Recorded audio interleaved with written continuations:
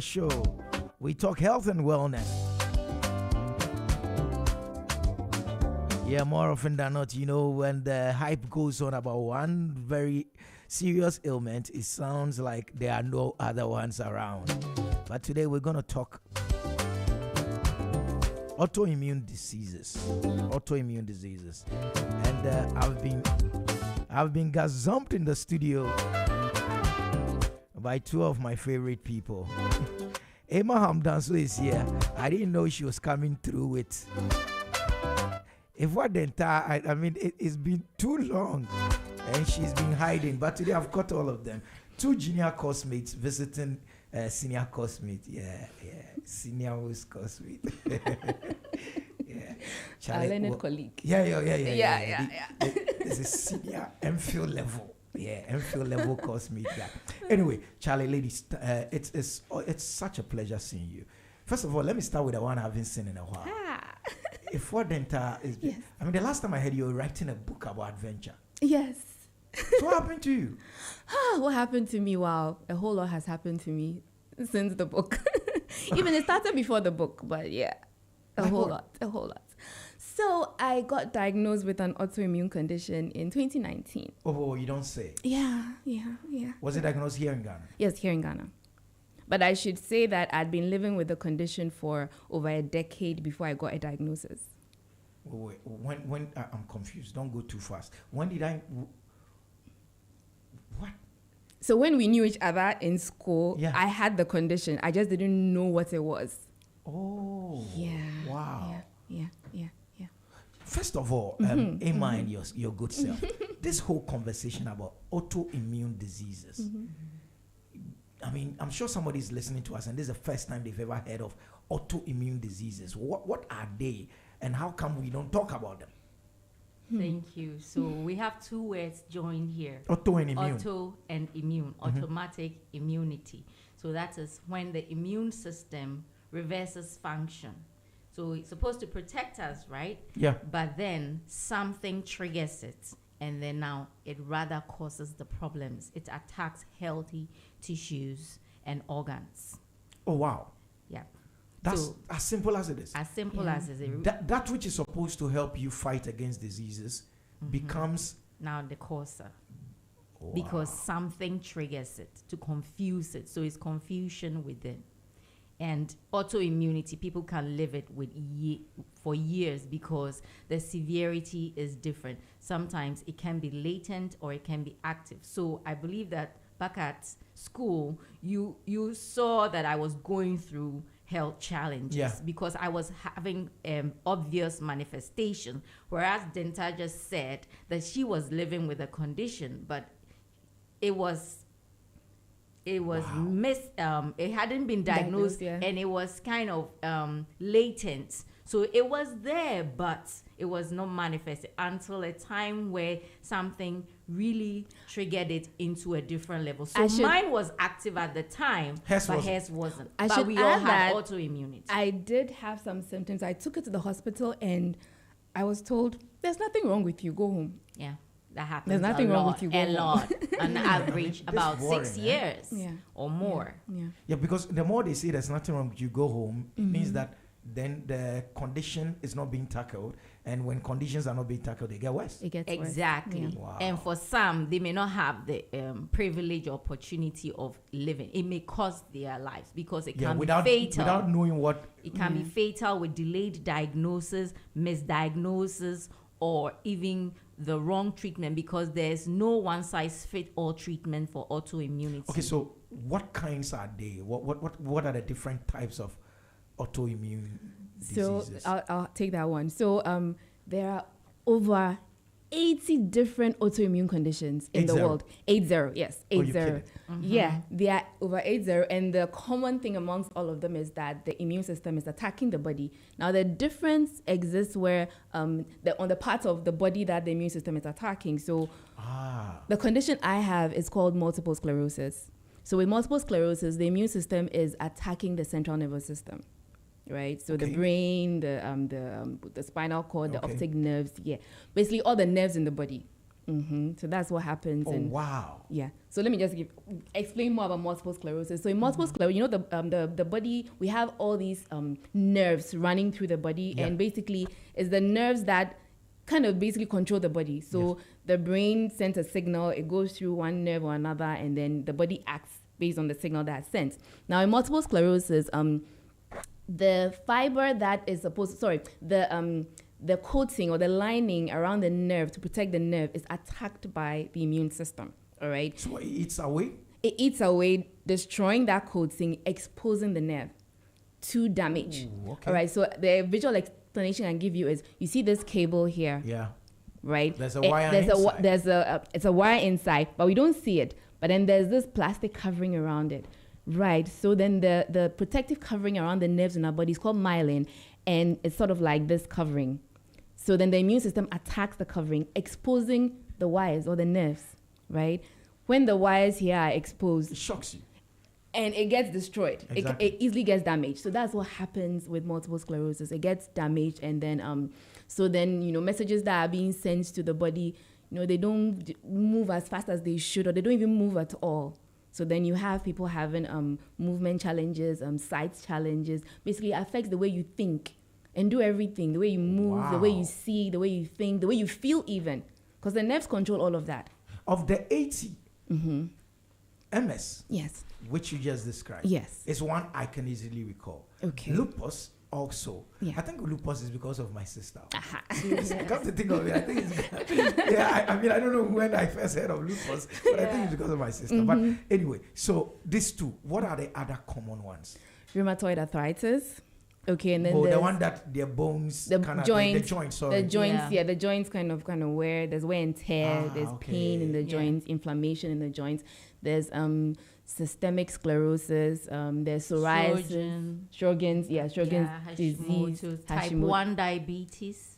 There's a diabetes that is actually caused by the autoimmune diabetes. Yeah. No. That's a scary conversation. Yes. Yeah. I mean, so this one is not like you did anything wrong.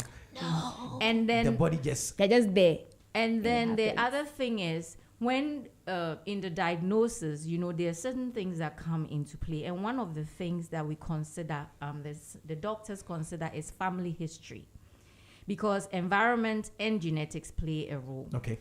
And they have, science has proven that there are common diseases that run in first primary relations of people with autoimmune and lupus. For example, hypertension. Okay. Things like diabetes, diabetes, breast cancer, and also lupus can also make people get that as well, but that also can relate. So we are in a breast cancer awareness month. There's so much that is interlinked, you know. So Denta spoke about MS. She's described it. What is your condition and how does that play out? Okay, so lupus, L-U-P was the imitator, the great imitator that wears the faces of other illnesses. It's not cheap. It is expensive to deal with. And that is the classic example of autoimmunity, where something, and it differs for everybody, triggers the immune system to now fight. But in lupus, we have different types of lupus. So we have the drug-induced lupus, which is the immune system becoming confused when you take certain kinds of medications, and that it can be stopped when you stop taking those medications. That's the only type of lupus that there's a cure. For the cutaneous lupus, which has to deal more with the skin, there is no cure. And then for the systemic lupus, which is the most common one and the deadly one as well, the whole human system gets affected from your head to your toes. It can affect anyone. And every 9 out of 10 lupus patients are women. And black women, women of color, suffer more organ damage when they have lupus.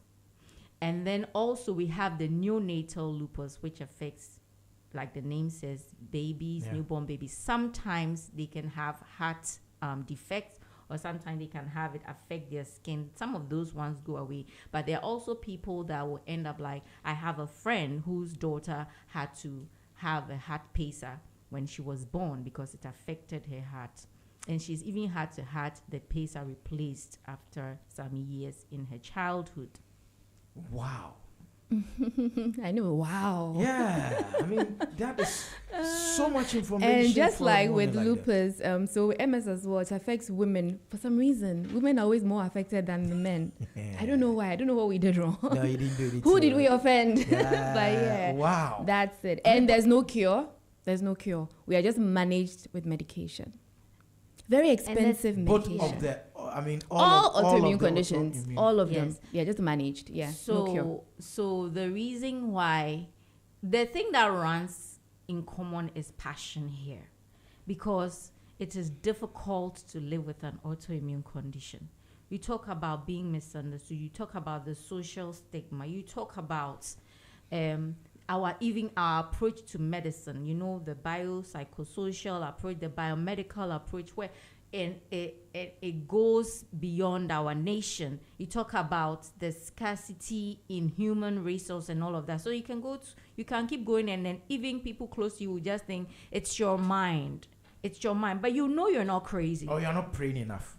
Exactly. Like someone say, so are you on all these medications all these years? Like, as if you don't have faith. But not to even bother about that.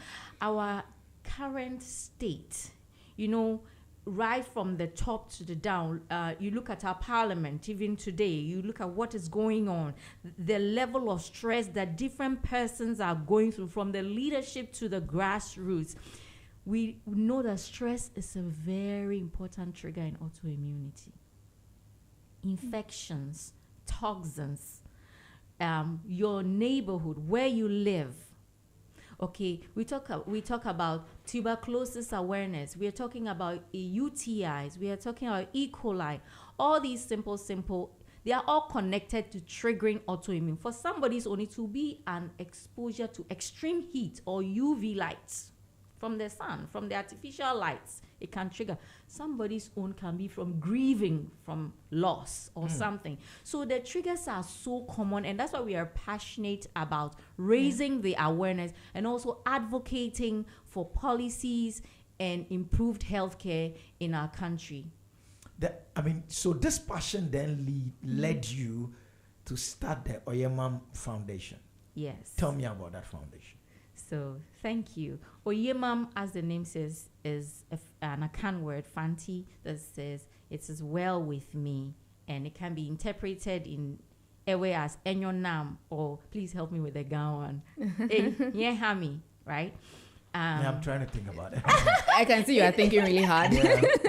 It is well with me. Okay. Autoimmune Foundation. Initially, I was suffering from lupus, so I wanted to do Oyemam Lupus Foundation. But then I realized that the lupus caused me to suffer from multiple autoimmune conditions. Oh, wow. So I realized, no, if I do just lupus, I'm not going to do justice to the condition, because this is a condition that makes you get other autoimmune conditions. So we did the Oyemam.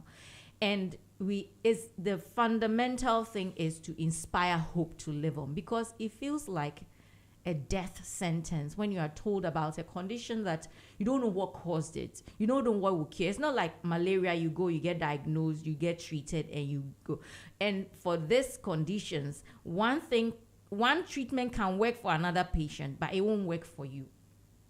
And in a same lupus, because somebody needs chemotherapy to deal with their problem. Somebody needs steroids or some other kind of immunosuppressants. Somebody needs antidepressants to deal with it, because your mental state even affects how the medications will work. Wow. And so we started Oyemam to advocate, to raise awareness and educate, to provide support systems for patients, and not just patients, they are caregivers, they are loved ones. Because guess what? It affects relationship. It affects workforces. So we do workplaces, we do organizations. Now, people may consider early retirement because the stress of the burden on our economic activities hasn't yet been researched properly to know. But at least we know from other readings that in America, for instance, it costs them about 31 point something billion in expenditure for lupus healthcare. And the people living in America who have been recorded to have lupus is 1.5 million, and it's costing them about over 31 billion for healthcare. So look at that. How much is the budget of Ghana? Look at people living with lupus. I can tell you that when I was working, there were times that I knew that I cheated my employer in terms of productivity, because I'll go and I just keep blacking out, or I'm down, I'm having mental fog. Sometimes I go to the conference room and I just call myself in some corner and sleep. You know, or there are times that I go to work and I'm fine in the morning. By midday, I'm in my CEO's office with managers praying over me and my CEO anointing me and rushing me to hospital after. And my CEO have to come and sit by me in the hospital and cry till I comfort my CEO to stop crying. So it affects your productivity. That was Antiesta. Yes, Antiesta. Stratcom Africa. I'll mention it. That one I know. That feel like I get them. And when it comes, Africa. and even when it comes to, you know, realizing your potential, I would not have been able to finish School of Communication Studies if it was not for Professor Gajipo. Because I remember when Denta, you recall the Burkina on the Faso day trip. you shared. Oh, You shared because you were a witness. You were right there. Okay, so I remember was it 2009? We took a trip to Burkina Faso for the FESPACO. Yes. Mina was not on the trip. Like she wasn't. We went by bus. Mina was not on the bus, and we're all wondering what's happening with Mina. What's going on with Mina? But eventually, when we got to Ouagadougou, Mina came. She joined the lectures. Prof. Gajepo and Auntie Sarah, she joined them. She flew. Yeah, and we all were like, how is it that this girl flew when we all sat in the bus? What's going on? Little did you know. Little did we So know. that dawn right there at SES, we were about to board the bus. Mm-hmm. And I hadn't been feeling well. It just came out of blue, and that's the scary part. The flares can just come. You don't know what can trigger a flare overnight. So I have an arrangement with you. I have some deadlines I have to meet, and then you're expecting me to be productive or, you know, give results at this time. And if the unfortunate thing happens and I get a flare, the burden of me having to come and face you to say, I'm sorry, I couldn't meet, or the number of times I had to call my HR and say, I'm sorry, I can't come to work. That is enough burden on your mind. Yeah. And then you feel like they're going to say that I don't live up to expectation, but this one happened right there at SES. They just told me, Emma, you can't go on the bus. And then I went to the corner, late Auntie Pat was there. I went in the corner, I called my mother. As soon as I called my mother, I burst into tears. They said they won't let me go. I said, calm down. And God bless the good heart of Professor, our dean. She went. So I went back sad. And then later they called me to the school and said, director is calling. I went and she's like, I've gone to look for money to buy you a plane ticket to join your colleagues. Wow. Imagine if this morning we had both had a flare. She'd had a lupus flare, I'd had an MS flare. Means this interview wouldn't be happening. Exactly. It wouldn't have happened. Every day is a blessing. And so when you encounter autoimmunity, faith is a very important thing. How are you people then walking around smiling, looking all beautiful, like I still remember? Okay, so right now, as I'm sitting here right now, I'm in so much pain, you have no idea. I mean, if you could see what's happening, going on inside me, you'd go like, how are you even sitting here? But yeah, I'm in so much pain. And, you know, temperature actually has an effect on me. So right now with the air conditioning on, my feet are suffering, but I can't tell you to turn your air conditioning off because you need it. Oh, where do we turn them off? Oh, no, you need it on. But I like what you mentioned earlier when we walked in that you hadn't seen me in a long time. Yeah. That's what MS does to you. You disappear. You literally disappear. So for a long time... What are you saying? For a long time, I just kept to myself. I didn't even want to be seen in public. There was a time I couldn't walk on my own. I was using a cane, a walking stick. And I didn't want anybody to see me like that. I didn't want anybody to see me like that. So I just, stay, somewhere hiding. Now a lot of stuff makes sense. Yeah. That's why I've been absent for a very long. I'm not on social media. There are times you just want to hibernate because, like I told you, the emotional, the psychological, impact of you always having to tell people the truth about what you're going through. How are you? So you just say, I'm fine, and then it's okay. I'm okay. I'm fine. I'm okay. Because you don't really want to go into the details of everything until such a point that this thing is something Oyema was something I had been wanting to do. Like, not that I wanted to do it. It was a burden on my heart. Since 2011, I wrote the proposals and everything down, even before I got into a relationship or other thing. Because first of all, I was like, who wants to even marry somebody who's one day I was going to ask that question. And how did I didn't want to talk about it. However, I just came to the point of thinking that I won't see sunlight again so many times that one day I asked myself, so if tomorrow morning they send you to the mortuary, what would have been your use in this life? Oh, so that was what triggered you to God is a good investor. God doesn't invest to lose. Yeah. Of course. And he says that he turns everything together for our good. So there's a message in this. And that message must come out. I must not go into my grave with a loaded message. And that there's hope in Christ Jesus, who saved me and who has given me the grace to live and to tell people that, Oyemam, it is well with you. And awareness will help to get early diagnosis. Awareness will help to get the right treatment. Awareness will help people to engage in the good lifestyle changes that will help to manage their condition if they have already been diagnosed, or if they've not yet been diagnosed or they haven't yet triggered it, to reduce the probability of triggering it, because the factors that trigger autoimmunity are all around us. They are abundant. Interesting. It's 9:30, meaning that we have just about 25 minutes to go in this conversation. However, it's getting interesting. If we're Denta and Wilhelmina Emma Pakaham now Danso has added. I was going to ask that question because so you two are living examples of two young, beautiful ladies living with autoimmune diseases. How has this affected building relationships? I mean, like you say, would that thought itself scare you from because men who approach you, you don't look like you have anything wrong with you. So when men approach, what do you say? What do you do? Does it affect the way, or you start by saying, hey, please, before you go ahead, I have this disease.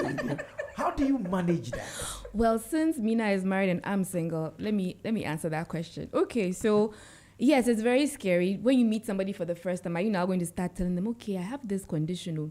On some days I'm fine, I'm good. But on some days, no, like, I can't.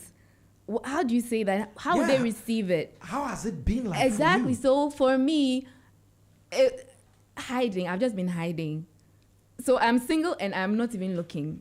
I don't even want to. I don't even want to look. Why, you think you'll be a burden on the person? Exactly. Because I feel like my burden to my family I live with, I feel like I'm a burden to them because there are times when I just totally break down and they have to do everything for me. Yeah, but nobody's complaining. I know, but I don't know. I feel it. They're not complaining, but I feel it in me. And this is even my family, my blood, right? So imagine a guy coming into your life and this meets them. I'll give an example. I spoke to a lady recently. She has lupus. Okay. And she was married for just a year. The marriage broke down. The marriage broke down because of lupus. The husband, could he understand? He couldn't. Even though he knew about her condition before they got married, when he had never experienced it until they got married, and he saw that, hey, I'm going to stay with this woman for the rest of my life. This is my wife. She cannot even bend down to sweep. She cannot mop. Thank you. I didn't sign up for this. So the marriage ended and they had a kid. But the marriage ended. Yeah. That is the reality for a whole lot of us. That is the reality for a whole lot of us. And nobody talks about this. I mean, sadly, nobody's talking about it. And that is why it's very important to realize that autoimmune diseases, for example, lupus, multiple sclerosis, they are not in isolation of mental health. They're not in isolation of, say, breast cancer or infectious diseases, because when we started and I went to the World Health Organization to try and do advocacy, and I'm like, what are the opportunities? They were like, this is not an area that we have funding for. But you are talking about infectious diseases, and infectious diseases trigger lupus. Infectious diseases trigger other kind of autoimmune conditions. Now, a lot of patients are suicidal, lupus patients. That's why a good number of them are taking antidepressants. Because, first of all, even at school, I remember I would sleep, but when I go to lectures, and I don't sit at the back, I sit in the front, and my friends would be saying, your head is changing gears, because I'm so sleepy. Extreme fatigue. Extreme chronic fatigue. When you were on campus, didn't your colleagues know? They just knew there was something. We knew there was something wrong with her. We all knew that Mina, there's something wrong with Mina. But as there's something we didn't know. Exactly. We didn't know what the something was. You didn't even have any symptoms, so you didn't exactly. know. I was just there. I was like, she was having a cruise time, you know. Wow. And then the even with work, the relationship is not even just the say emotional, romantic relation. At work, people are afraid of being victimized. They cannot tell their HRs the truth. People need to go. There was a time that I used to go for physiotherapy 3 times a week. There was a time that my back was breaking. It doesn't matter what kind of chair you give me with pillows and everything. It's easy for people to stigmatize you, or you think you're special. You think you're special. No matter everything they do, pillows. You want some. And one of the things I was so afraid of was mosquito bites or insect bites. Why? What does that do? Because malaria is like one of the most dangerous things I'm afraid of. Yeah. You know why? Because in treating lupus, anti-malarials are used. And it's very easy for people to be misdiagnosed for years in a malaria endemic area, because sometimes people will get malaria treatment even when their blood work shows that they don't have the parasite. But the reasoning will be that, well, malaria can hide, and so because you're not seeing, it's not showing, you still take it to deal with. But probably the symptoms they are having is lupus symptoms or another autoimmune symptom manifesting. That's why we say lupus is wearing the face of other illnesses. So you often say that malaria is so high, this is the prevalence, and malaria is killing this number of people. Probably it's not malaria. Can I risk to say that all that you're blaming malaria for is not really, like we blame the devil for everything. Yes, it's not really malaria. We're blaming the mosquitoes for something they didn't do. Then the disease manifestation changes from malaria to now go to kidney, or to some cardiovascular, something else, to some blood clots, or to some forgetfulness, mental health issue. Then you begin to. So people who actually kind of get early diagnosis sometimes are those whose disease activity is very aggressive in the beginning. But for those that are kind of moderate, mild, it can be years before they get the diagnosis. So misdiagnosis is very high, awareness is very low, and even getting the treatment, the blood works, the relevant serious ones are not done here. Our health national health doesn't cover for serious medication. What are some of the injections that cost thousands of Ghana cedis? Medications that are moving into the thousands. If you're having an active disease activity, you know, it's really difficult. And in terms of health resources, capacity, the specialists that are needed, we are under-resourced. It goes across Africa. But at least for Nigeria has done well in raising more. And I have one professor that I met in Kenya at the Africa Rheumatology Conference, who actually, so he's called Prof. Adewolo. He says, he was sharing his experiences from the residency experience in Nigeria. And he says that every country needs to develop its own training program and underground professionals. Because guess what? In advanced countries like America, where we have a lot of research, there's one professor, Dr. Joan Merrill, who has written over 320 papers, and most of them are centered on lupus. She's a chief clinical advisor to the Lupus Foundation of America. She says in May when we met this year that the lack of diversity into lupus clinical trials is hurting research.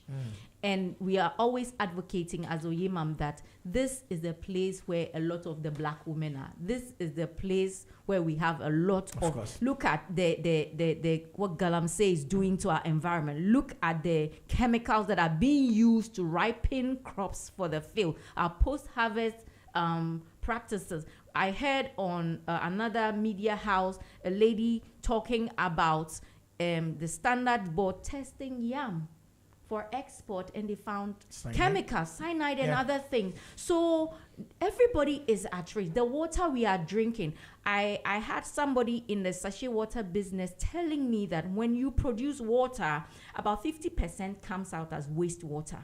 Now, in order to maximize profit, people recycle the wastewater which they should let run. Some people are producing sachet water bags in their private home without proper standardization, and sometimes you buy sachet water, you taste it and you're like, what is this? so many things. The economic impact, people can't even get money to buy medications, and that alone is another source of stress. Relationships are breaking up. Mothers are not being able to spend enough time with their children. Husbands are not getting desired fulfilled, because guess what? The person is chronically fatigued. The person is stressed out. The person is going through sometimes even noise. Noise is irritating. So sometimes the same perfume that you've been smelling all the time, another time, is what puts you off. So the mood swings that comes with this, that is why marriages are breaking. That's why relationships are not working. And we need a lot of understanding and empathy to be able to go through it. We need to unlearn a whole lot of things and not just say that, oh, this is how it's been done all the years. We have changed. We've accepted technology. We've accepted social media. So we need to accept that the human dynamic system also needs to be understood. Interesting. Let me give you a picture of the financial cost, the financial burden of, let me tackle MS. So to diagnose MS, you need not less than 10,000 Ghana cedis. Why? Because you need an MRI of your spine, an MRI of your brain, and then so much blood work. So you need even a lumbar puncture. That's when they take fluid from your spine to test. And these tests are not done in Ghana. So they will take the sample here in Ghana, but then they'll fly it out to South Africa or to India or Germany or somewhere to have it tested. Now, flying it out to somewhere for it to be tested means you are paying in foreign currency, the CD equivalent in foreign currency, right? That's a whole lot. So by the time you get that diagnosis, you have spent like 10,000 plus. Then to treatments. Right now, the effective treatments are very expensive. So for now, most of us are being treated with steroids. That's the basic, treatment. And outside, nobody uses steroids to treat autoimmune conditions anymore. But then we here in Ghana are using the steroids because it's more it's cheaper. Right now, with the expensive treatments, we do have them in Ghana. It's available in Ghana, but I'll give you the cost. So one of these treatments is called Ocrevus, and it costs about 20,000 every 6 months. It's an infusion you take every 6 months. So every 6 months, you're coughing up 20,000 cedis. So in a year, you're spending about 40,000 cedis just on the medication. And the MRI, you're supposed to do it every year, not just once. And ask me how many times I've done it. I've done it just the one time to get diagnosed. That was 5 years ago. I have never done it again. Where am I going to get that kind of money to be doing it every year? It's expensive. And the disease with time gets worse. It progresses. Okay, there's disease progression. So I'll give you this example of, I don't know if you knew about her, Nanaya Ajiman. She was the wife of, the late wife of Haruna Atta. Okay.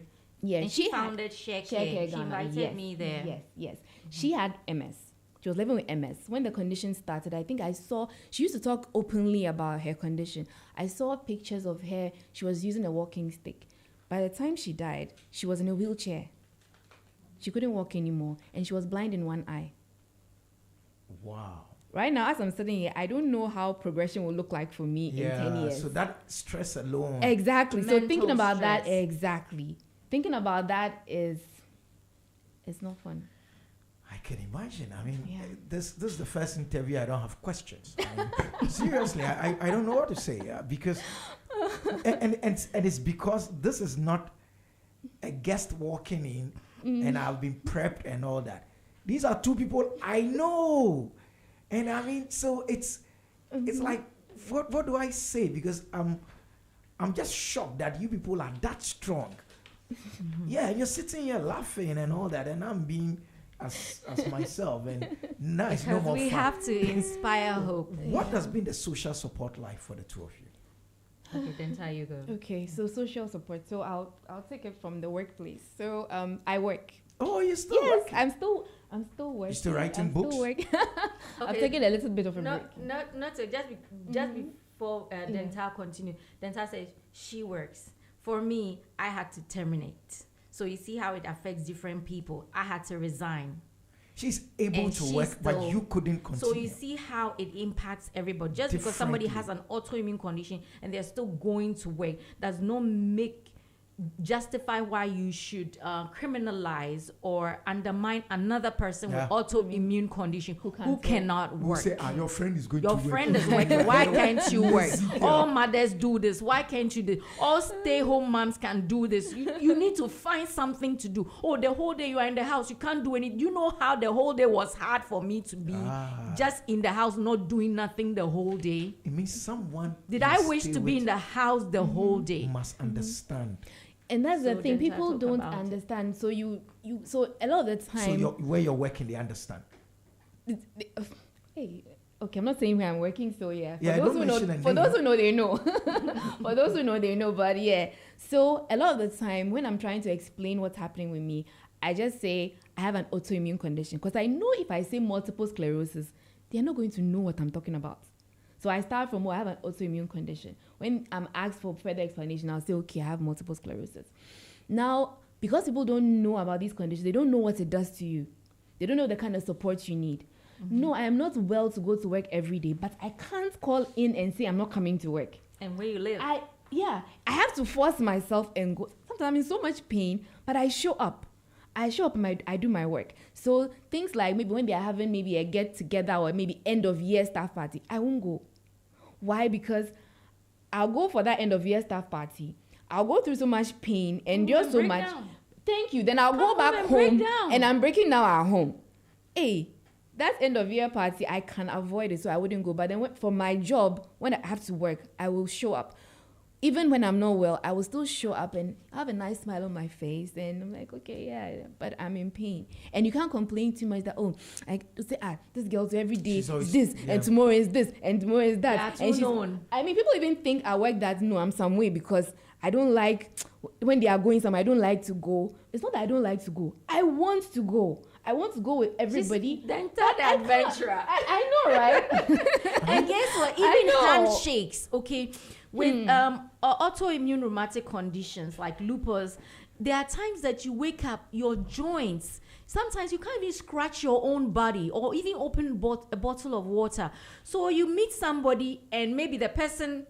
You would have expected that, they give you a handshake. At a point, I had to refrain from handshaking to just be giving hugs because the way some people squeeze my fingers. You can give hugs. Okay. But I had to also now try to refrain from that because of infections. So it gets to a point where if people don't understand, you say you are too known or you're not friendly or you are picky or whatever. But you should understand that all the fingers are not the same. Sometimes a smile should be enough because you don't know what the person is going through. If you see me wearing my stockings or whatever I'm going, you don't know what I'm trying to cover.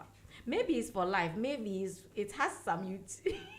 No, but see, Mina is able to give hugs, right? But I can't give hugs. Yeah, she can't. Because of my balance. So MS comes with balance issues. I can't give hugs because I'm scared that if I give the hug and maybe you start rocking me or something, I will fall. So I stay away. If you're coming at me with the hug, I'm probably going to be moving back and you're probably going, what's wrong with this lady? Like, why? You get it. So it impacts everyday life. And the support system is very, very important. Listen, people can go into remission for years, but it's multifactorial. But you've been married for years. Yes. How many years now? It's God that I'm telling you after. It's God that has been gracious to me because the times that I gave up on my own self. Like I'll be there and I'll say, I'm tired. I'm tired. I can imagine. I'm just tired. There are times I ask my loved one, am I a burden on you? That I don't say that. But sometimes I can see that is weighing on it, especially when you don't have to fund the treatment you are getting and it's coming from them. Yeah. You know, and then on top of that too, you need to be supported to the point that sometimes they have to bath you. Oh wow. Yeah. So it gets difficult. The conditions and so when are you humiliating. feel well, Yeah. Wow, Yeah. it's when you feel well, you want to put in all your effort, repay. And then you do so much, and then you break down again. and you go through that whole cycle, and then they get upset to you. Did I ask you to do it? But you know in your heart that if I am able to do it, they will appreciate it too. So it's a mental, it's a lonely journey to walk when you have lupus. Yeah, I touched on the workplace. Let me briefly do school because I'm also a student, right? Okay, so school. Going back to school was scary for me because of my memory and thinking issues. It was very scary, and I mean, you all knew me as SES. I was quite shakus. Yeah. Now I go to school. Your head come die. Serious, oh. My head died. Serious. She don't be, my head died. Serious. So during exams, okay. So right now it takes me a long time to process information, to think and understand. So I go to the exam room, I get the questions, and I'm looking at it. I spend about 30 minutes going through all the questions, trying to understand what I'm being asked to do. That's 30 minutes. So 3-hour paper, 3 questions to answer. 30 minutes gone, just thinking. Now I start writing. I can't write fast because of MS. I write slowly, very slowly. So then during year 1 where we had exams, I don't think I finished a single paper. But I didn't think I could go and tell anybody that, oh, I have this condition. Can I be given extra time? I didn't feel I could. Well, I don't know. Maybe I could have. But I felt that they wouldn't understand. Yeah. So I just didn't. You want preferential treatment. Exactly. So I remember one of my exams, my right hand was swollen. But like, who do I go and tell? Oh, my right hand, I write slowly. Then now it is swollen. That is like double slow. Wow. Who am I going to explain? So I just had to pause. And for the first time in my life, I wasn't seeing A's on my transcripts. I wasn't seeing A's. I was fortunate to pass, but yeah. And I have spoken to one lady living with MS, and she tried going back to school. She had to drop out. She couldn't.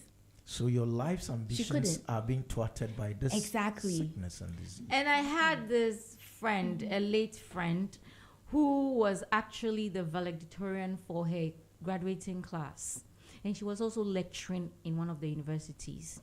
And I interviewed her extensively. She actually reached out to me first.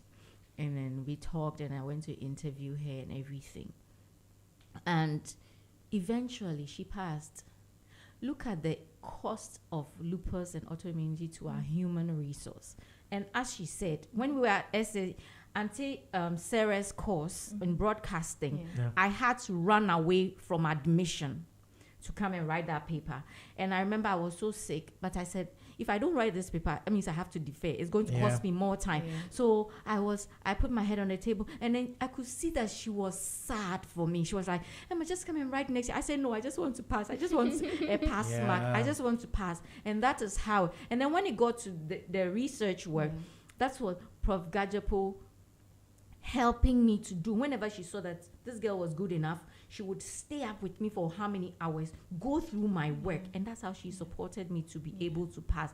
And guess what? Even during my analysis, because I interviewed 200 rice farmers in the Volta region. I had to sit on motor, go to villages. I had to get extension officers. And I like adventure just like her. So I would sit all the way to Togo border on motorbike with all this condition. But I hadn't been diagnosed, but I knew something was. But then in those times, I exert myself because my weakness also is that I like things to be as excellent as possible. Yeah. And so then, that challenge comes in.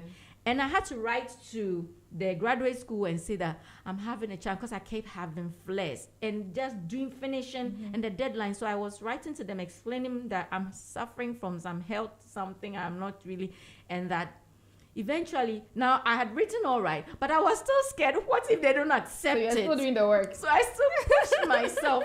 And by God's grace, I was able to graduate with So we need it's not just, and guess what? In health communication, we realize that majority of communication about health doesn't happen in doctor's office. How much time does a doctor have to spend with you in their office? In the grocery shop, on the bus, on the media, in newspaper. So we need to create that public awareness and education for everybody to understand and empathize and realize that we can change our culture. Culture is dynamic, it's not static. We need to change our approach to communicating about health and helping people to build a community, because it's also said that when you help others feel better about their condition, you get a sense of gratification and you feel better yourself. What does Oyemam Foundation, Oyemam Autoimmune Foundation, what do you want to achieve within the next year? Within the next year, we want to see more referrals to the rheumatology unit, so that people can get a diagnosis. Is that the only otherwise place that we can get? Well, rheumatologists are the specialists that diagnose. And I should add that they diagnose a lot of these conditions. So lupus, rheumatoid arthritis, systemic sclerosis, psoriasis. They diagnose. You said you want more referrals. Where are they?